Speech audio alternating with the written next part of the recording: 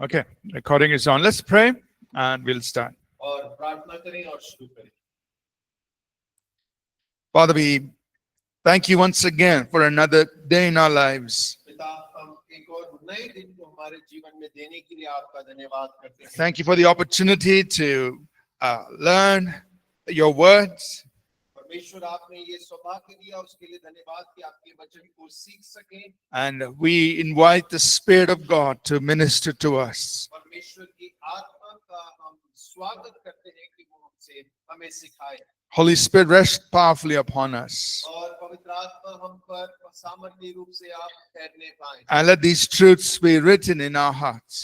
ये सत्य हमारे हृदयों में लिख दिए जाएं And Lord, make us a blessing to many others. और परमेश्वर आप हमें हमें कईयों के लिए आशीष का कारण बनाएं। We thank you in Jesus' name. धन्यवाद करते हैं यीशु के नाम से, Amen. आमीन।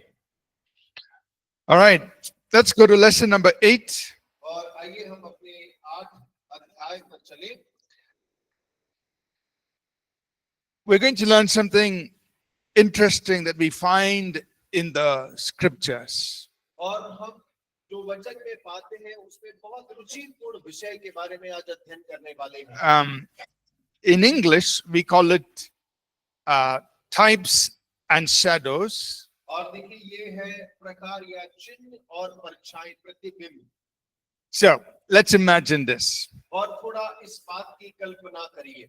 Suppose you're walking और आप टहल रहे हैं and you see the shadow of a tree.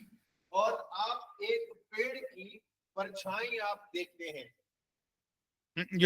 You haven't seen the tree yet, but you see the shadow of the tree. और आपने अभी तक पेड़ नहीं देखा, लेकिन पेड़ की परछाई या प्रतिबिंब सर। आपको नजर आ रहा है। सर, आपका आवाज कम आ रहा है। थोड़ा आपका आवाज Hindi, your English. Hindi Hindi Hindi ka. Oh. All right. We will increase it. Yeah.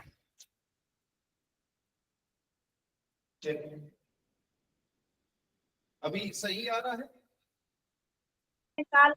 अभी भी धीम आ रहा है। अभी अभी सही है सर, अभी सही। अभी सही हो गया।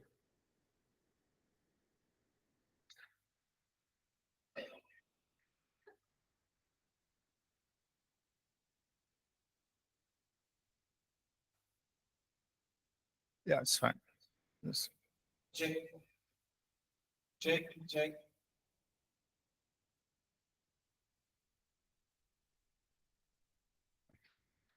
Check check check. It's coming.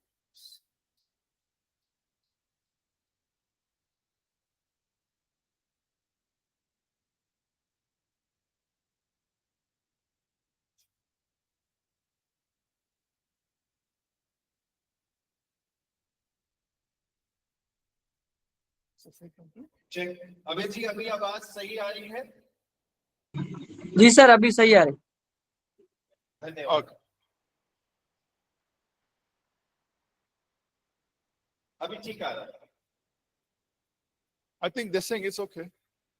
वो सही कह रहे हैं, उनको तो सुनाई दे रहा सही से। Okay. If there's a problem, please tell us. और यदि बीच में समस्या होती है तो कृपया हमें बताइए जरूर। Okay. We will keep it going. Yeah. So if you see the shadow of a tree, और आप एक पेड़ के प्रतिबिंब या परछाई को देखते हैं, then you know that there is a tree. और फिर आपको ये पता होता है कि एक पेड़ है That's why there is a shadow. और इसी वजह से उसकी परछाई या प्रतिबिंब नजर आ रहा है। You may even be able to tell what kind of a tree it is. और कई बार आप तो ये भी बता पाएंगे कि वो पेड़ किसका है। Yeah, if you see a big, if you see the shadow of a coconut tree, और देखिए, यदि हम बड़े से एक नारियल के पेड़ की परछाई देखते हैं, then you say, oh, I know, there is a coconut tree. और आप कहेंगे अरे मुझे पता है कि ये नारियल का पेड़ की परछाई है। We can also get some idea of how big the tree is. और कई बार हमें ये भी पता चल जाता है कि पेड़ का आकार कितना बड़ा होगा, But we don't know all the details from the shadow. और लेकिन उस परछाई से हम पूरा उसका विवरण पता नहीं कर पाएंगे. So tell me, what are some details you cannot know by seeing the shadow? और आप मुझे बताइए कि परछाई देखकर कौन कौन सी बातें हैं जो आप पता नहीं कर पाएंगे पेड़ के बारे में. Color, correct. You can't see the color. और आप रंग नहीं देख सकते परछाई में. Fruits, Sorry? Fruits, Fruits, we may not be able to see it. और हम फल नहीं देख पाएंगे. How many birds are sitting on that? Okay. और उस पे कितने पक्षी बैठे हैं वो भी नहीं देख पाएंगे. So the point is, the shadow has some resemblance. और बिंदु यहां पर यह है कि जो परछाई है वो कुछ बातों को तो दिखा रहा है, A few things we can learn. और कुछ बातें सीख सकते हैं, जान सकते हैं. We may not know everything, और हम सब कुछ नहीं जानेंगे उसके बारे में, but the shadow is telling us that there is a real thing. लेकिन वो परछाई इस बात को कहती है कि एक सच्ची चीज वहां मौजूद है. Similarly, in the Bible, we see shadows in the Old Testament. और बिल्कुल वैसे ही बाइबल के अंदर में हम पुराने नियम में प्रतिबिंब या परछाइयों को देखते हैं. The shadow is telling us the real thing is there. और वो प्रतिबिंब परछाई हमें बताता है कि हकीकत की चीज आगे मौजूद है. And we see the real in the New Testament. और वो हकीकत की बातों को हम नए नियम के अंदर में देखते हैं. So the shadow is only pointing us, it's preparing us for the real. और जो प्रतिबिंब है वो केवल हमें दिशा दिखाते हैं या हमें तैयार करते हैं उस ओर जो हकीकत में मौजूद है. So that's what what we see in the old, we call it a type or a shadow. और देखिए, इसीलिए जो हम पुराने में परछाई को देखते हैं वो हम इस प्रकार कहते हैं कि वो प्रतिबिंब के प्रकार है. And in the what comes in the New Testament, that we call as the reality. और जो नए नियम में हमें नजर आता है उसे हम हकीकत या सच्चाई कहते हैं. Right? Now, one very important thing. और एक बड़ी महत्वपूर्ण बात, We don't make up these types and shadows. और हम इस प्रकार के परछाइयों को या प्रतिबिंब को बनाते नहीं हैं.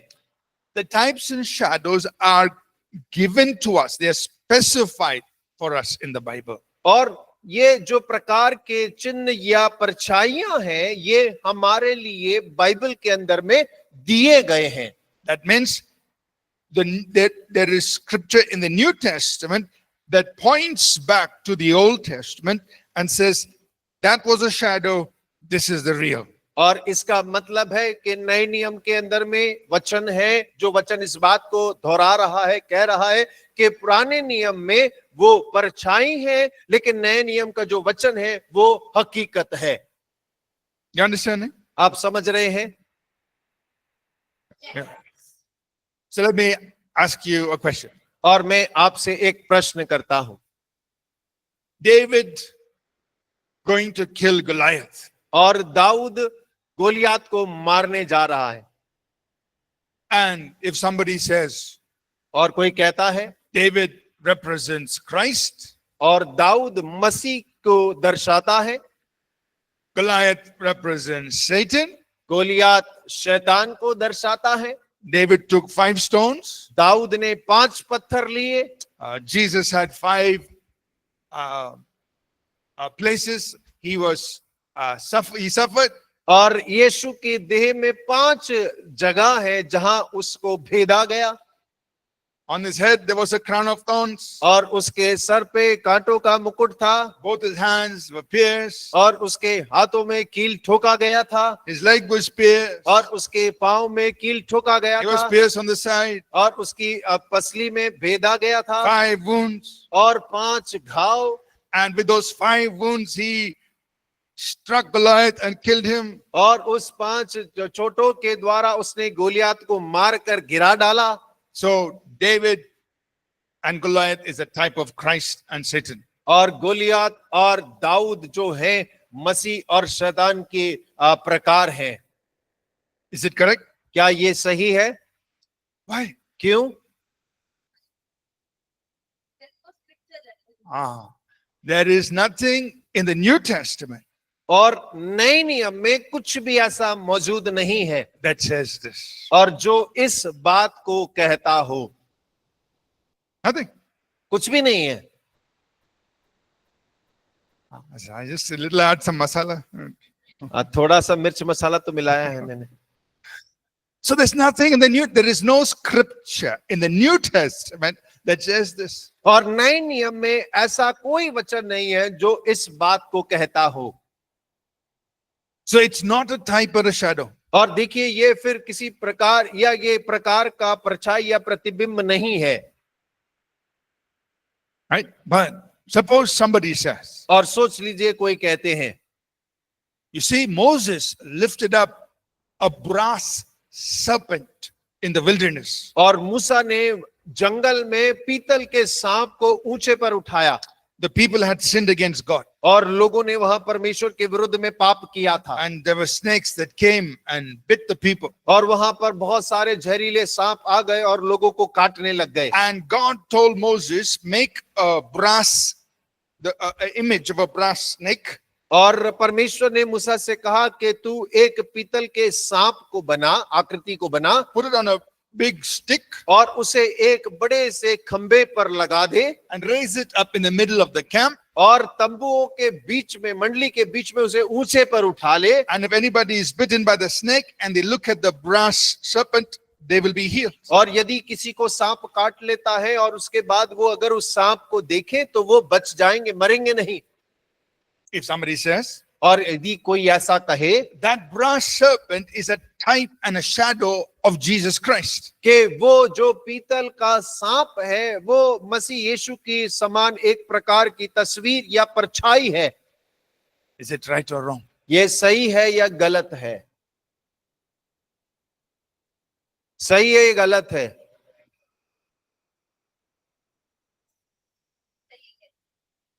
Why? क्यों? Turn to John chapter 3. यूहन्ना 3 अध्याय में पलटे। What did Jesus say? और यीशु ने क्या कहा? यूहन्ना 3 अध्याय।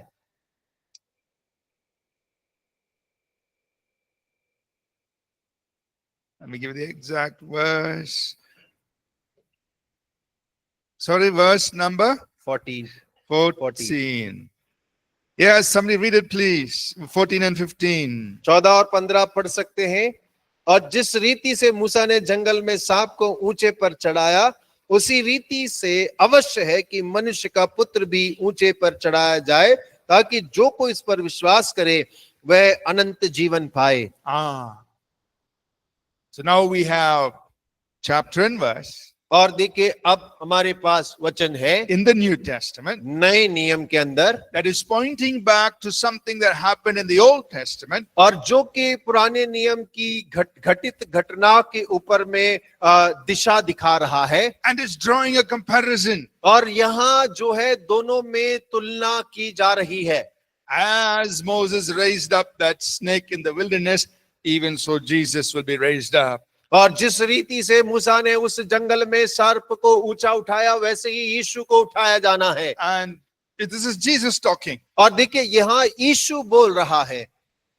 And then he says, like people looked at the serpent here in the New Testament, you believe and you will be saved. और वो कह रहा है पुराने नियम में लोगों ने उस सर्प को देखा, लेकिन नए नियम में यदि आप विश्वास करें तो आप उद्धार पाएंगे।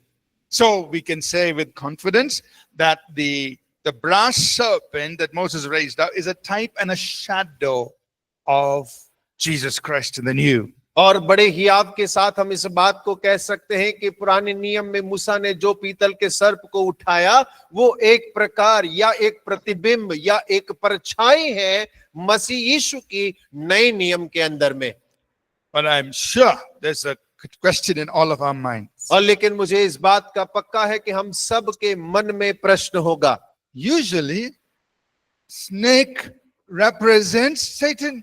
और सामान्य रूप से देखें तो सांप जो है वो शैतान को दर्शाता है। How can it represent Jesus? और ये यीशु मसीह को कैसे दर्शा सकता है? But remember, that is symbolic in the Old Testament. और लेकिन आप याद रखिएगा पुराने नियम में वो चिन्ह मात्र है केवल। In the Bible, बाइबल के अंदर में brass represents judgment. और जो पीतल है वो न्याय को दर्शाता है। Judgment. न्याय। So that brass serpent represents the snake is judged. और देखिए पीतल का सर्प इस बात को बतलाता है कि सर्प का न्याय हुआ है। You understand? आप समझ रहे हैं? So when that brass serpent is raised up, that means that serpent has been judged.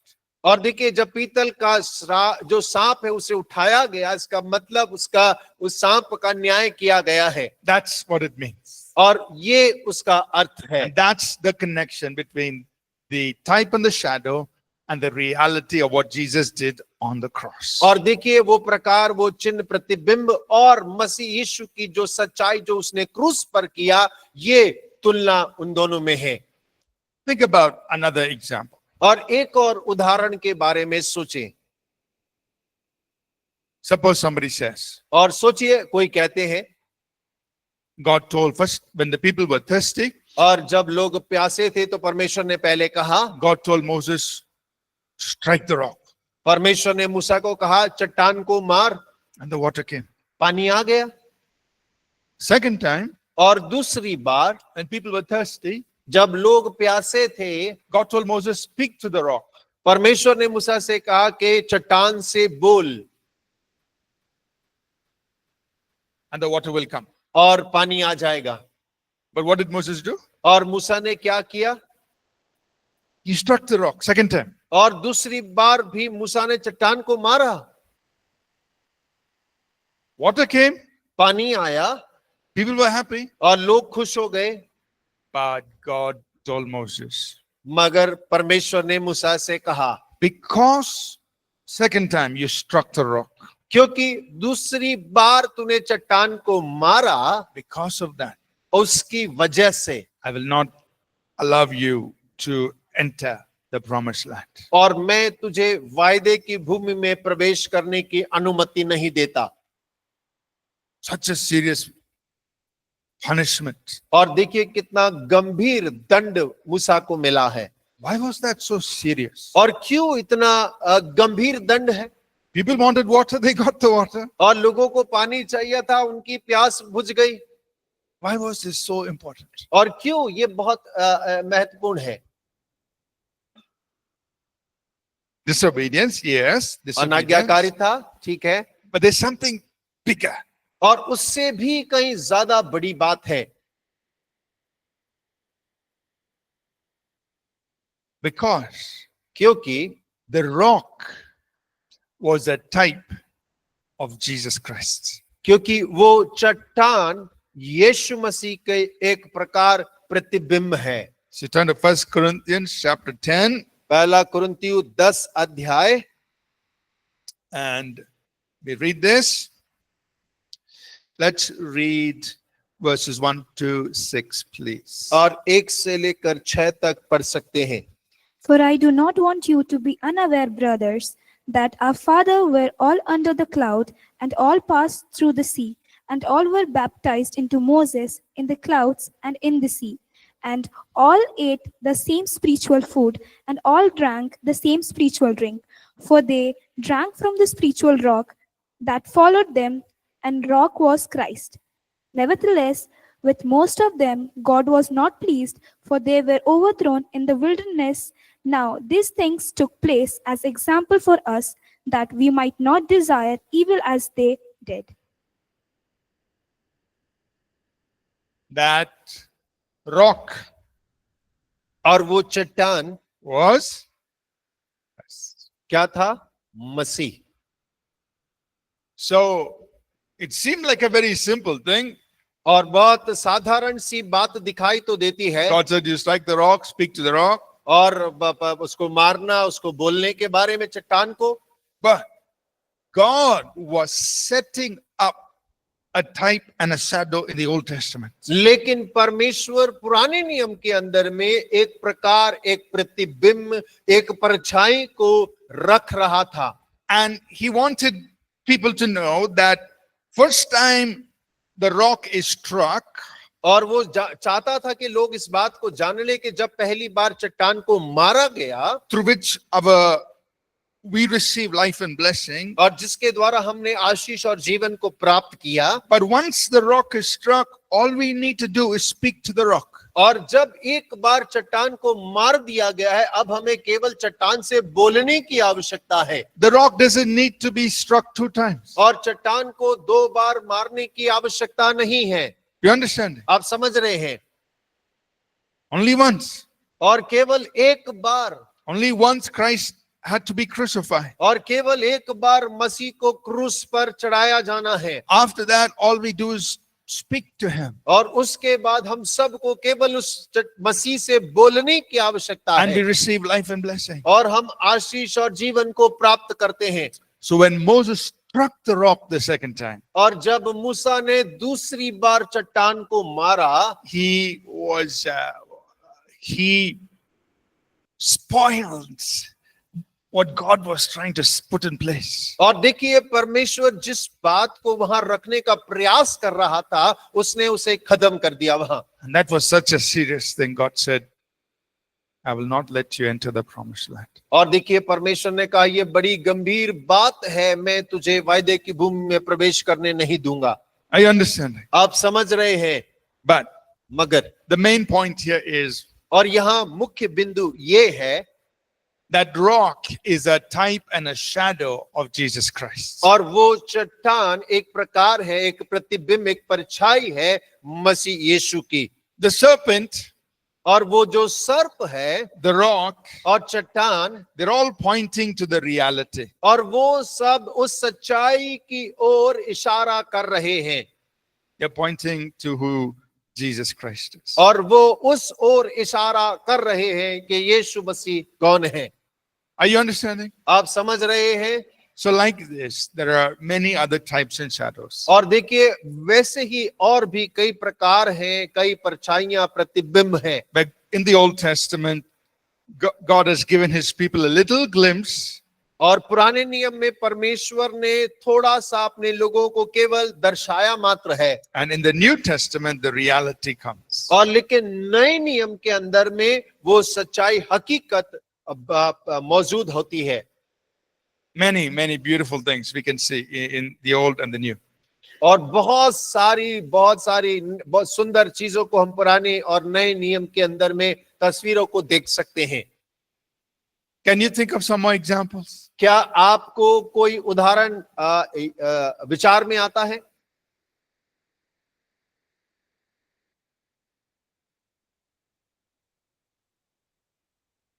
Abraham went to sacrifice Isaac. Abraham इसहाक को बलिदान चढ़ाने के लिए जब गया, That is true. वो सही है. But does the New Testament say anything about it? लेकिन क्या नया नियम उसके बारे में कुछ कहता है? It only says that for Abraham, he experienced a type of resurrection. और ऐसा कहता है कि अब्राहम ने एक प्रकार के पुनरुत्थान का अनुभव किया. As far as Abraham was concerned, Isaac died and came back to life. और देखिए अब्राहम के बारे में कहें तो उसके अनुसार तो इसहाक मर गया था और वो जी गया. That's in Hebrews 11. और वो इब्रानी 11 अध्याय में है. But the New Testament doesn't say Isaac is a type of Christ. और लेकिन नया नियम ये नहीं कहता है कि इसहाक जो है यीशु मसीह की परछाई या प्रतिबिंब है. Okay. Can you think of anything else? Passover lamb. और फसह का मेमना. So let's go to 1 Corinthians chapter 5. पहला कुरिन्थियों 5 अध्याय, And we will read verse 1 1 Corinthians 5 and verse 5. और उसका Sorry, verse. In the name of Lord Jesus. Verse number 7. और 7वां वचन 1 Corinthians 5:7. पहला कुरिन्ती 5 उसका 7 पढ़ सकते हैं। Cleanse out the old leaven, that you may be a new lump, as you really are unleavened, for Christ, our Passover lamb, has been sacrificed. Now the New Testament is saying, और नया नियम अब कह रहा है Christ, our Passover, मसीह जो हमारा फसह का मेमना है, is sacrificed for us. वो हमारे लिए बलि हुआ। So now we can go back to Exodus chapter 12 और अब हम निर्गमन 12 अध्याय में जा सकते हैं and look at the Passover और देखें, वहां फसह के पर्व को देखें and learn from the shadow and the type some important things about Christ, our Passover. और वहां जाकर हम उसके प्रकार और उस प्रतिबिंब परछाई से हम अपने फसह के मेमने मसीह के बारे में सीखें बातों को। So New Testament is saying Christ, our Passover. और देखिए, नया नियम कह रहा है मसीह हमारा नया फसह है। So now, can you tell me what can we learn about Christ and his sacrifice for us by looking at the Passover in Exodus 12? और क्या आप मुझे बतला सकते हैं कि मसीह जो हमारा फसह का मेमना बना, और उसी बात को जब हम निर्गमन में देखते हैं, उस फसह को देखते हैं, तो उस बात से हम क्या सीखते हैं कि मसीह ने हमारे लिए किया? What do we learn? हम क्या सीखते हैं?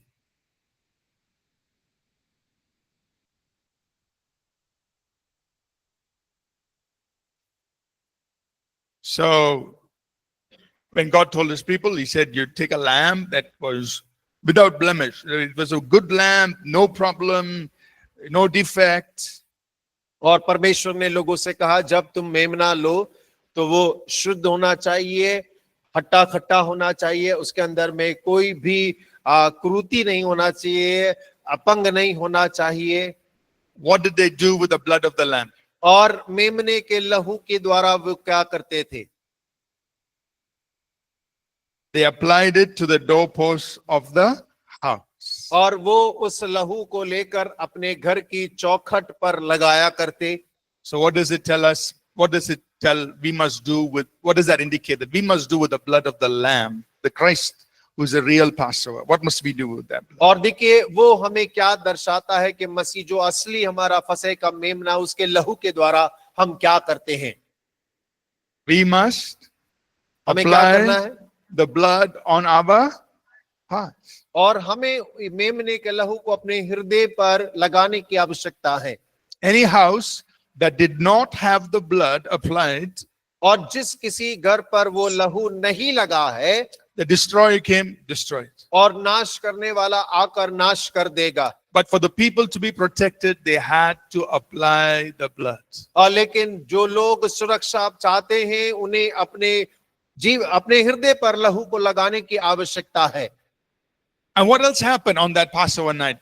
और फसह के रात्रि में और क्या क्या हुआ था? We see that the people were protected, divinely protected. और हम देखते हैं कि ईश्वरीय रूप से सारे लोगों की सुरक्षा की गई, They were divinely delivered. और वे सभी छुटकारा पाते हैं। They were slaves for about 400 years. और करीब 400 साल से ज्यादा वे गुलाम बने हुए थे। But that night, लेकिन उस रात्रि में, when the blood was applied, और जब लहू को लगाया गया, they came out free. और वे आजाद होकर निकल आए। The third thing we see, और तीसरी बात जो हम देखते हैं, that there was divine favor. और वहां पे ईश्वरीय अनुग्रह उनके ऊपर में था। For 400 years, they worked, but all the wealth was with the Egyptians. और देखिए, 400 साल उन लोगों ने काम किया, लेकिन सारी संपत्ति मिस्रियों के पास में ही इकट्ठा हुआ। But that night, लेकिन उस रात्रि में the Passover night, और फसह की रात्रि में the wealth of Egypt came back into their hands. और मिस्र की जो धन संपत्ति है इजरायलियों के हाथ में वापस आ गई। So three big things happened that one night. और एक रात्रि में 3 बड़े काम हो रहे हैं They were divinely protected. और ईश्वरीय रूप से उन्हें सुरक्षा प्रदान हुई They were divinely delivered. और ईश्वरीय छुटकारा उन्हें प्राप्त होता है And they were divinely favored. और तीसरा उन्हें ईश्वरीय अनुग्रह प्राप्त होता है। Amen. आमीन। And this was the blessing और ये आशीष है of the Passover lamb. और फसह के मेमने की। And that is what we can expect from the reality that is from Christ, who is our Passover lamb. और देखिए वही चीजों की हम अपेक्षा कर सकते हैं उस फसह के मेमना जो नए नियम में सच्चाई है, मसीह जो हमारे लिए फसह का मेमना बन गया। You know, they ate the meat of the Passover lamb. और उन्होंने फसह के मेमने का मांस खाया। And see what happened. Turn to Psalm 105, और verse 37, please. भजन 105 उसका 37 खोलिए। Psalm 105 bhajan 105 and verse 37. और उसका 37।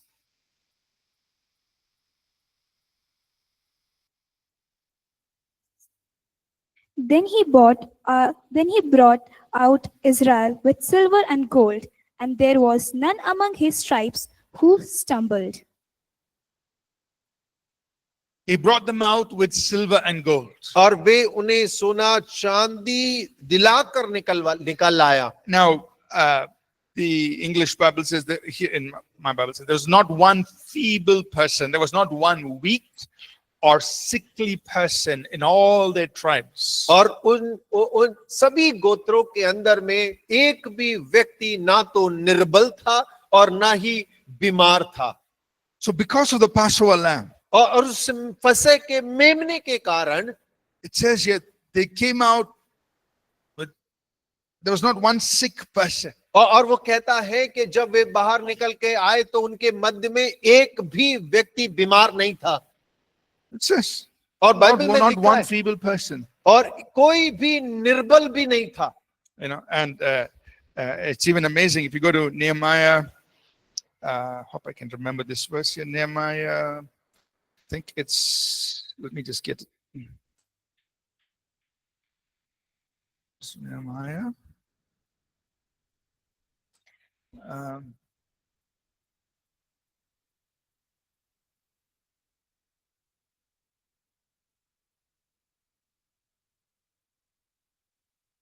Nehemiah 9 and verse 21. Nehemiah 9:21, please. Nehemiah 9 उसका 21। नहमिया 9 उसका 21।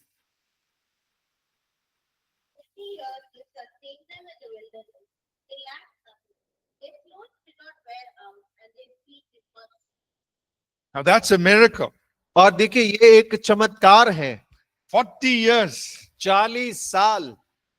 It says their clothes did not wear out. और कह रहा है कि उनके कपड़े फटे पुराने नहीं हुए। Nowadays our clothes last, I don't know how long it lasts. और आजकल हमारे कपड़े पता नहीं कितने दिन चल पाते हैं।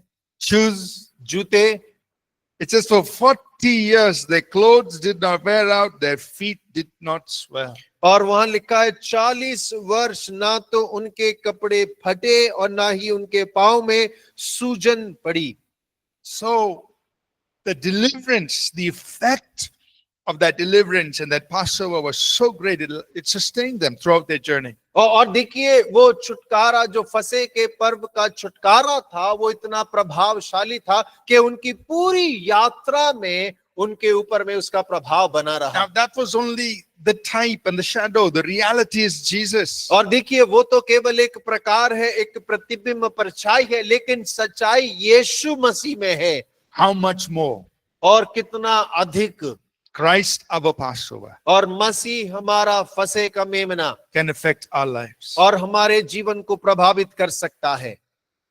Amen. आमीन। The reality is always greater than the type. और देखिए सच्चाई हमेशा प्रकार प्रतिबिंब से महान होता है। The type was only a resemblance. और जो प्रकार है वो केवल एक दर्शाया जा रहा है। Okay?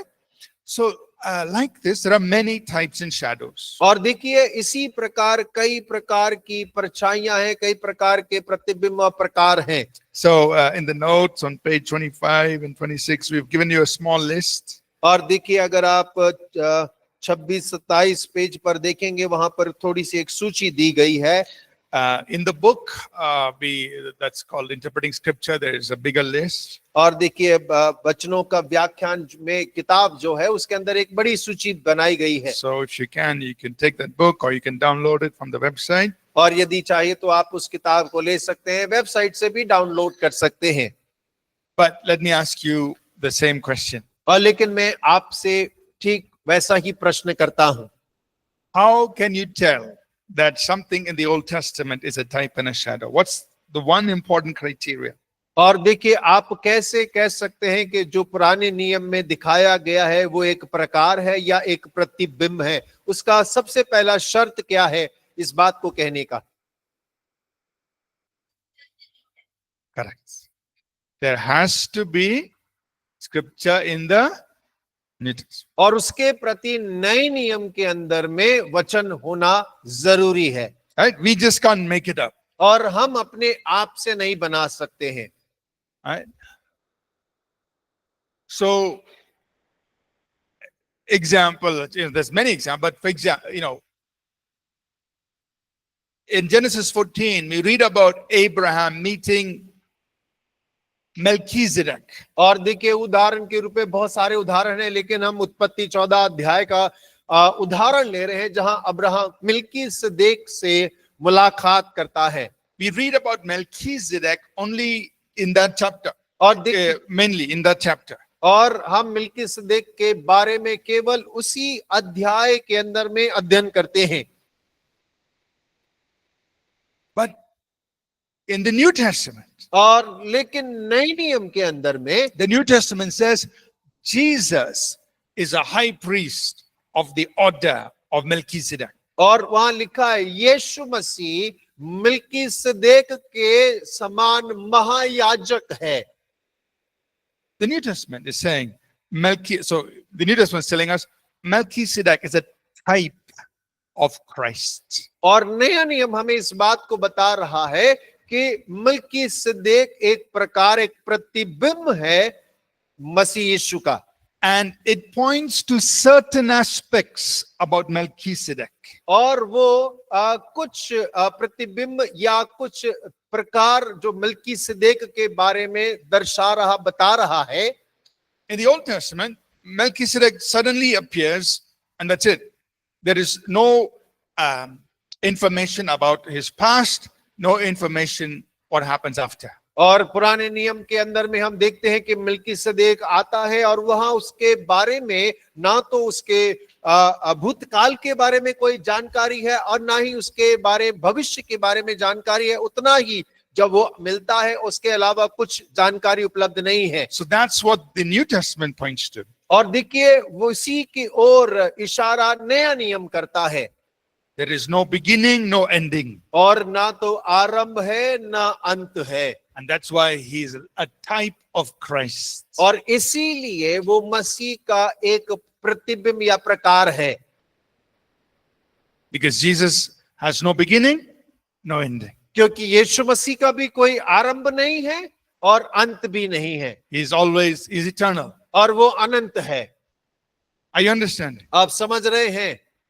So even an ordinary, even a person like Melchizedek, और देखिए एक व्यक्ति जो मिल्कीसेदेक उसके समान भी, there's a very interestingly, the New Testament points back and says Christ is a high priest like Melchizedek. और देखिए नया नियम बड़ी रुचिपूर्ण बात तरीके से वो मिल्कीसेदेक की ओर इशारा करके कहता है कि मसीह मिल्कीसेदेक के समान एक महान याजक है। Because Jesus has no beginning, no end. क्योंकि यीशु मसीह का ना तो आरंभ है और ना ही अंत है। Amen? आमीन। Now, As we learn about types and shadows, और जैसे हम प्रकार और परछाइयों के बारे में सीख रहे हैं, there are two things I want us to understand. और दो बातें मैं चाहता हूं कि आप समझ जाएं। First, पहली, we should not make these things up. और हम स्वयं इन चीजों को उत्पन्न ना करें। If we make it up, और यदि हम उत्पन्न या बनाते हैं, especially if we add meaning to Old Testament text that is not supported by the New Testament, और यदि विशेषकर पुराने नियम के वचनों को हम कुछ अर्थ अपने आप से प्रदान करते हैं जो कि नए नियम के अंदर में मौजूद नहीं है, or even with New Testament text, if we add meaning that is not originally intended, और या तो फिर नए नियम के वचन का कुछ अर्थ जो स्वाभाविक रीति से उसका अर्थ नहीं है, तो then we, in English, we call it allegorizing. Pastor, it's this word in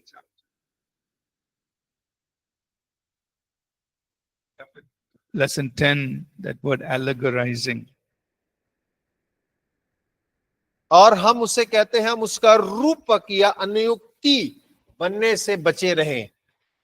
That means we are adding meaning to the text that was not intended in the scripture. और इसका मतलब होता है कि हम उस वचन को जो कि आत्मिक अर्थ नहीं है उसका अर्थ देने का प्रयास कर रहे हैं। We must avoid doing that with the Bible. और बाइबल के साथ ऐसा करने से हम अपने आप को बचाए रखें। Right? We'll talk more about it, but I'm just mentioning it here. और देखिए, हम इसके बारे में और बातें करेंगे, लेकिन मैं यहाँ पर इस बात का जिक्र कर रहा हूं। Because many people, when they hear about types and shadows, they think that, we can take anything in the Bible and make it a type and shadow. और क्योंकि कई लोग जब ऐसे प्रकार और प्रतिबिंब के बारे में सुनते हैं तो वो कहते हैं हम कुछ भी लेकर किसी भी चीज का प्रतिबिंब बना लेंगे। No, we don't have the right to do that. लेकिन हमारे पास अधिकार नहीं है ऐसा करने के लिए। It should be in the scripture. और वचन के अंदर में मौजूद होना चाहिए। You understand? Right? आप समझ रहे हैं? So, example. और उदाहरण के लिए, Let's take a example from the New Testament. और आइए नए नियम से हम एक उदाहरण लें। We know the story of the Good Samaritan. और हम एक अच्छे सामरी की कहानी को जानते हैं। Jesus gave the story. और यीशु मसीह ने वो कहानी सुनाई थी। He said there was a man who was going from Jericho to Jerusalem. और यीशु ने कहा एक व्यक्ति है जो यरीहो से निकलकर यरूशलेम की ओर जा रहा है। I forget which way he was going, but anyway, he was on the road. और किसी भी रास्ते में जा रहा होगा, लेकिन वो सड़क पर था। And thieves came and beat him and took away his things. और चोर आए, उन्होंने उसको मारा, उसको लूट लिया, उसे अधमरा करके छोड़ दिया। They left him on the road, Jericho road. और यरीहो की सड़क पर उसके अधमरा करके छोड़कर चले गए। A Levite passed by, he didn't help. और एक लेवी वहां से गुजरा, लेकिन उसने उसकी सहायता नहीं की। A priest passed by, he didn't help. और एक याजक भी वहां से गुजरता है, उसने भी उसकी सहायता नहीं की। And then a Samaritan passed by. और उसके बाद एक सामरी वहां से गुजर रहा है। Oh, then he helped him. और उसने उसकी सहायता की। He he poured oil and wine and he bandaged his wounds. और उसने उसके ऊपर उसकी चोट पर तेल और दाक मधु छिड़का, उसको पट्टी बांधी। And he put him on his donkey. और अपने गधे पर उसको बिठाया। And he took him to the inn. और वो उसे सराय में ले गया। And he told the innkeeper, take care of him. और उससे सराय के मालिक से कहा इसकी देखभाल करना, उसे रहना। And whatever is, his, whatever money you spend, I will pay it. और वो कहता है जितना तेरा पैसा खर्च होगा वो सब मैं दे दूंगा। Now suppose somebody preaches a sermon like this. और सोच कर देखिए कोई इस प्रकार से प्रचार कर रहा है। That man represents the people of the world. और वो आदमी जो है इस संसार के लोगों का प्रतिनिधि है। The Levite and the priest, they represent the various religions in the world. और जो लेवी और याजक हैं वो संसार के अलग अलग धर्मों के प्रतिनिधित्व कर रहे हैं। The thieves, they represent Satan and his demons. और जो चोर हैं वो शैतान और उसकी दुष्ट आत्माओं को दर्शा रही हैं। People in the world have been affected by the devil and they are lying, bleeding and dying. और लोग जो हैं शैतान के प्रभाव में मार खाए हुए हैं, खून बह रहा है, चोटिल पड़े हुए हैं। The Samaritan represents the church. और जो सामरी है वो कलीसिया को दर्शा रहा It है represents you and me. और वो आपको और मुझको दर्शा रहा है। We have to pour in the oil and the wine. और हमें तो दाख मधु और तेल उंडेलने की आवश्यकता है। Oil represents the Holy Spirit. और तेल जो है वो पवित्र आत्मा को दर्शाता है। Wine represents the blood of Jesus. और जो दाख रस है वो मसीह यीशु के लहू को दर्शाता है। The bandage represents the word of God. और जो पट्टी है वो परमेश्वर के वचन को दर्शाती है। And we have to put them on the donkey. और उसे गधे पर बैठाना है। And the donkey represents our evangelism work. और जो गधा है हमारे सुसमाचार के कार्य को दर्शाता है। And we have to bring them to the inn. The inn represents the local church. और हमें उस सराय में लेकर आना है और सराय स्थानीय कलीसिया को दर्शाता है। The innkeeper represents the pastor. और जो सराय का मालिक है वो पासवान को दर्शाता है। And we must all give our tithes and offerings to the church to take care of the people that we bring. और जिन लोगों को हम लेकर आते हैं उनकी देखभाल के लिए हमें अपना दशवांश और दान कलीसिया में देने की जरूरत है। Is that what Jesus meant when he gave the story? और क्या जब यीशु ने ये कहानी सुनाई तो यीशु मसीह का मतलब यही था क्या? But many of us have heard these kinds of sermons. लेकिन हम में से बहुतों ने इस प्रकार की कहानियों को सुना है। We've heard these sermons preached. Everybody will say, praise the Lord. Wonderful revelation. और हम सभी ने ऐसे प्रचारकों को सुना, हम सब ने तालियां बजाई और बोला क्या प्रचार करते हैं। But that is not the meaning of that is not what Jesus meant when he gave the story. और लेकिन जब यीशु ने ये कहानी को सुनाया तो यीशु का हकीकत में ये अर्थ ही नहीं था। He was answering a question. और Who is my neighbor? और यीशु मसीह एक प्रश्न का उत्तर दे रहा था कि मेरा पड़ोसी कौन है। Jesus said, love your neighbor. और यीशु ने कहा अपने पड़ोसी से प्रेम रखो। So he was answering the question. The neighbor is anyone you see who is in need, even if they don't belong to your same community and your same ethnic group. और देखिए आपका पड़ोसी कोई भी हो सकता है जो भी मदद में, भले ही आपके समाज का नहीं होगा, आपसे जो मेल जोल रखने वाला नहीं होगा। So when we give meaning to the scripture, which was not originally intended, we call it allegorizing. और देखिए जब हम वचन को वो मायने वो अर्थ देते हैं जो कि हकीकत में उसके मायने नहीं है, तब हम उसे कहते हैं कि हम रूपक या अनुक्ति हम उसकी कर रहे हैं। And we must not do that. और वो हमें नहीं करना चाहिए। Even though the message in essence is fine. और देखिए संदेश के अंदर में अर्थ भले ही उसका ठीक होगा। The message is not telling us to do anything wrong. और संदेश हमें कुछ गलत करने के लिए तो नहीं कह रहा है। But the problem is in the way the scripture text is being handled. और लेकिन ये समस्या यहाँ पर ये है कि किस तरीके से वो वचन को इस्तेमाल किया जाता है। Because somebody else can take the same scripture text and give some other meaning. और क्योंकि वही वचन को कोई और लेगा और उसका दूसरा व्याख्यान किसी को सुनाएगा। And anyone can take any scripture text and give any meaning to it. और कोई भी वचन उठाकर उसका कोई भी अर्थ या कोई भी व्याख्यान कर सकता है। We should not do that. और लेकिन ऐसा नहीं करना है। We must understand what was the original intent of the person who spoke it or wrote it and stayed true to that meaning. और देखिए हमें तो उस वचन को लेकर उस व्यक्ति ने जिसने उसे लिखा है उसका सत्य क्या है, उसी सत्य को बोलने की आवश्यकता है। Right? ठीक है। So we must avoid allegorizing. और हमें उस वचन के रूपक करने से अपने आप को बचाए रखना है। But we can use the Old Testament or scripture passages as examples or illustrations. और लेकिन हम पुराने नियम के वचनों को उदाहरण के रूप में या दृष्टांत के रूप में जरूर इस्तेमाल कर सकते हैं। So there are types and shadows, और जरूर प्रकार और प्रतिबिंब हैं, which the Bible itself tells us. और जो कि बाइबल स्वयं उनके बारे में बतलाती है. We must avoid allegorizing, which is giving meaning to the text which was not intended. और देखिए, हमें इस बात से अपने आप को बचाए रखना है कि जो अर्थ बाइबल नहीं बोल रही है उस अर्थ को हम निकाल कर प्रचार करें. But what we can do is to use the text as an example or an illustration.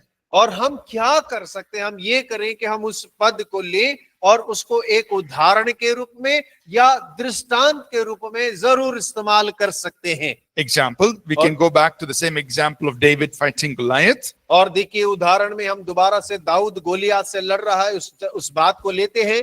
What we said was, it's not a type and shadow, और देखिए, हमने कहा कि वो प्रकार और प्रतिबिंब नहीं है मसीह का, because there is no New Testament text that says David is Christ and Goliath is Satan. और क्योंकि नए नियम में हम ऐसा कोई वचन नहीं पाते हैं जहां पर दाऊद को मसीह से और शैतान को गोलियात से तुलना किया गया हो. And we must avoid allegorizing. That means we must avoid giving that meaning to David and Goliath. और देखिए, हमें जो मतलब नहीं है उस अर्थ को देने से दाऊद और गोलियात को अपने आप को बचाए रखना है. But what we can do is और लेकिन हम क्या कर सकते हैं उसमें, use it as an illustration. उसको आप एक दृष्टांत के रूप में इस्तेमाल करें. For example, we can use it as an illustration of boldness and courage. और देखिए, उदाहरण रूप में हम उसका उदाहरण एक हियाव के लिए इस्तेमाल कर सकते हैं. We can say, just like David, we must be bold to go and face the Goliaths in our life. और हम इस प्रकार कह सकते हैं कि अपने जीवन के अंदर में हमें दाऊद के समान हियावी होना है अपनी मंजिल की ओर बढ़ने में. Just like David must have faith in God और दाऊद के समान हमारा विश्वास परमेश्वर में होना चाहिए. and face whatever Goliath we have to face. और हमें तो गोलियात के समान जो परिस्थिति है उसका सामना करना है. David was confident in his covenant with God. और परमेश्वर के साथ उसकी वाचा में दाऊद बड़ा भरोसा रखता था. We also must have confidence in our covenant with God. और हमें भी हमारी वाचा जो यीशु के साथ बंधी है उसमें हियाव रखना है. So what are we doing? और हम क्या कर रहे हैं, We are using that text as an illustration, as और an हम example. उस वचन को एक दृष्टांत या एक उदाहरण के रूप में उपयोग कर रहे हैं. That is a good thing to do. और वो ठीक बात है करने के लिए. Are you understanding? आप समझ रहे हैं? Right? So that's the correct way to use what we are seeing in the Bible and apply it into our lives. और देखिए, ये एक सही तरीका है कि जो चीज हम बाइबल में देखते हैं उसे देखकर अपने जीवन के अंदर में उसे लागू करें. Any questions कोई प्रश्न on lesson number 8? और 8 अध्याय में से?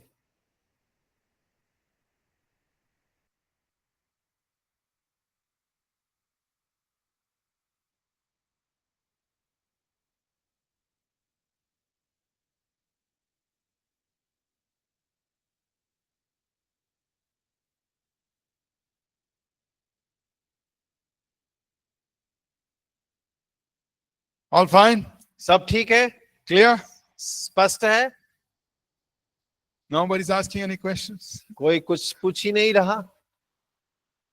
So, when we are listening to God, the preaching of God's word, और जब हम परमेश्वर के वचन के प्रचार को सुनते हैं, we have to see how people are handling the word of God.